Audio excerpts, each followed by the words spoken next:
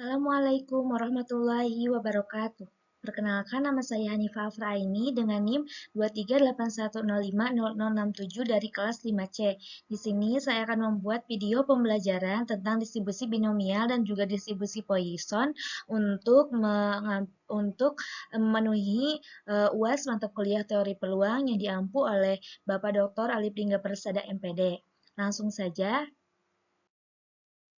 Di sini saya pertamanya akan menjelaskan tentang distribusi binomial. Nah, apa sih yang disebut dengan distribusi binomial? Nah, distribusi binomial itu dimasukkan sebagai distribusi probabilitas, di mana hanya ada dua kemungkinan yang terjadi. Dengan kata lain itu, setiap percobaannya hanya memiliki dua peluang hasil, yaitu berhasil atau tidak, iya atau tidak, benar atau salah, sukses atau gagal, dan sebagainya. Nah, di sini banyaknya X sukses pada N kali percobaan itu dinyatakan sebagai probabilitas acak binomial. Rumus dari distribusi binomial itu PB atau probabilitas binomial X sama dengan N faktorial per X faktorial buka kurung N min X faktorial dikali dengan P pangkat X dikali dengan Q pangkat N min X. Nah, di sini distribusi binomial juga mempunyai sifat-sifat. Untuk yang pertama itu, sifatnya itu percobaannya itu dilakukan selama N kali atau N peristiwa. Yang kedua, setiap pengulangannya hanya memiliki salah satu dari dua kemungkinan, seperti yang telah di awal dijelaskannya itu bisa iya atau tidak, benar atau salah, seperti itu. Nah, di sini sifat yang ketiga itu probabilitas yang iya, benar ataupun sukses itu dinyatakan dengan variabel P, sedangkan probabilitas lawannya ataupun tidak, salah, atau gagal itu dinyatakan dengan variabel Q, di mana nilai Q ini merupakan 1 dikurangi P. Yang keempat itu sifatnya hasil pada satu percobaannya itu bersifat independen, artinya itu percobaannya tersebut tidak dipengaruhi ataupun tidak mempengaruhi hasil percobaan yang lainnya. Yang kedua ada distribusi Poisson. Nah, distribusi Poisson itu merupakan menghitung jumlah kedatangan atau peristiwa selama jangka waktu tertentu yang pendek hampir mendekati nol. Nah, di kejadian yang acak dan merupakan event yang independen, yaitu tidak mempengaruhi dan tidak dipengaruhi oleh peristiwa yang lainnya. Nah, contoh pada distribusi Poisson itu menghitung banyaknya penggunaan telepon per menit. Nah, di sini untuk menghitung distribusi Poisson itu apabila nilai N-nya itu sangat besar atau nilai N-nya itu lebih dari 30 dan nilai P-nya itu sangat kecil atau nilai P-nya itu kurang dari 0,1. Rumus dari distribusi Poisson itu adalah P Poisson, probabilitas Poisson X sama dengan E pangkat min lambda dikali min lambda pangkat X per X faktorial. Nah, E di sini merupakan nilai natural, yaitu E sama dengan 2,718. Dan lambdanya itu adalah rata-rata keberhasilan yang dapat dihitung dengan mengalihkan N terhadap P. Adapun sifat-sifat dari distribusi Poisson, yaitu yang pertama, percobaannya itu dilakukan pada selang waktu atau wilayah tertentu, tidak bergantung pada selang waktu atau wilayah yang lain, yang dinamakan dengan independen. Yang kedua itu, peluangnya dari satu kali percobaan itu akan terjadi pada selang waktu yang singkat atau pendek tersebut dapat diabaikan.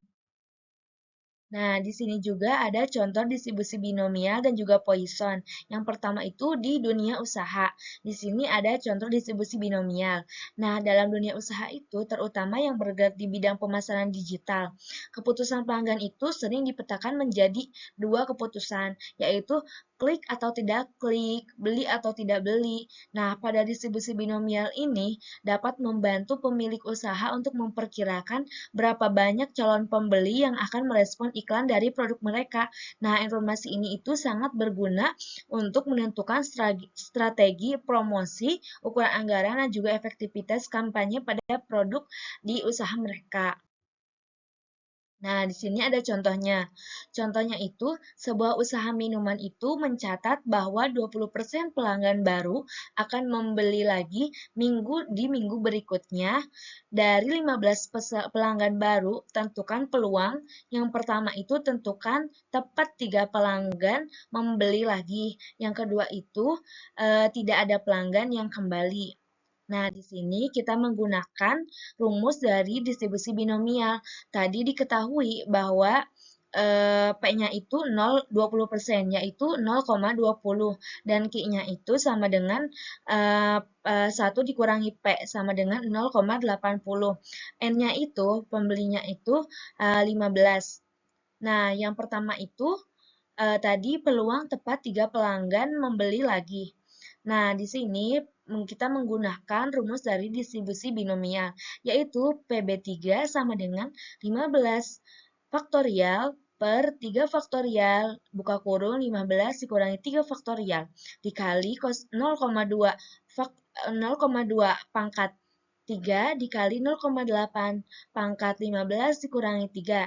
Jadi, PB3 sama dengan 15 faktorial per 3 faktorial dikali 12 faktorial dikali 0,008 dikali 0,60687. Jadi PB3 sama dengan 455 dikali 0,008 dikali 0,0687.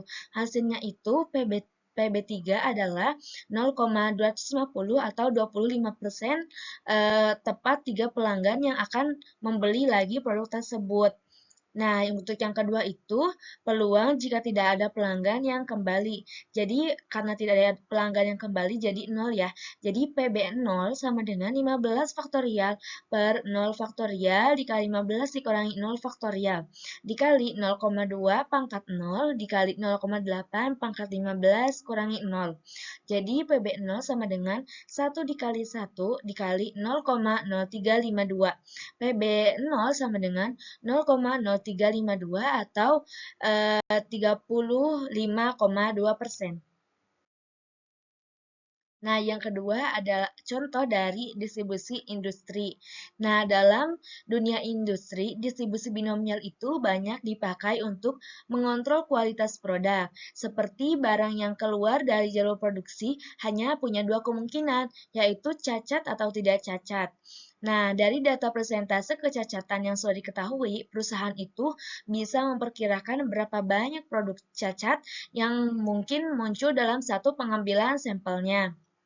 Nah, perhitungan ini itu dapat membantu bagi quality control dalam pengambilan keputusan. Misalnya, kapan harus menghentikan mesin atau melakukan perbaikan pada produk tersebut.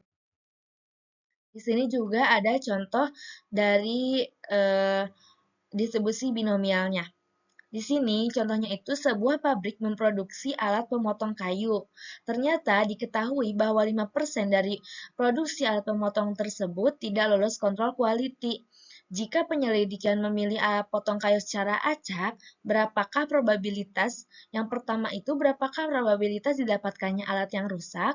Yang kedua itu berapa probabilitas didapatnya tidak ada alat yang rusak? Nah, tadi diketahui bahwa P-nya itu 5% atau 0,05. Q-nya itu 1 dikurangi P atau 1 dikurangi 0,05, yaitu 0,95. Dan N-nya itu ada 10. Nah, tadi yang pertama itu peluang didapatnya alat yang rusak. Menggunakan rumus distribusi binomial, PB2 sama dengan kan tadi alat yang rusak. Misalnya 2 alat yang rusak ya. Di sini jadi PB2 sama dengan 10 faktorial per 2 faktorial dikali 10 dikurangi 2 faktorial dikali 0,05 pangkat 2 dikali 0,95 pangkat 10 dikurangi 2. Nah, jadi PB2 sama dengan 10 faktorial per 2 faktorial kali 8 faktorial dikali 0,000125 dikali 0,663420. Jadi PB2 sama dengan 0,075 atau 7,5%. Nah, kemudian di sini peluang didapatnya tidak ada alat yang rusak atau PB0. Jadi PB0 sama dengan 10 faktorial per 0 faktorial dikali 10 dikurangi 0 faktorial dikali 0,05 pangkat 0 dikali 0,95 pangkat 10 dikurangi 0. Jadi PB0 sama dengan 1 dikali 1 dikali 0,5987 atau PB1 sama dengan 0,5987 atau 5,98%. Nah, kemudian yang terakhir ada contoh di dunia kerja. Nah, kalau di perkantoran atau di lingkungan profesional itu, Poisson sering diterapkan untuk memprediksi jumlah kedatangan atau permintaan. Contohnya itu jumlah email masuk per jam, ataupun jumlah klien yang datang ke customer service, atau berapa banyak laporan yang diterima di bagian IT dalam sehari.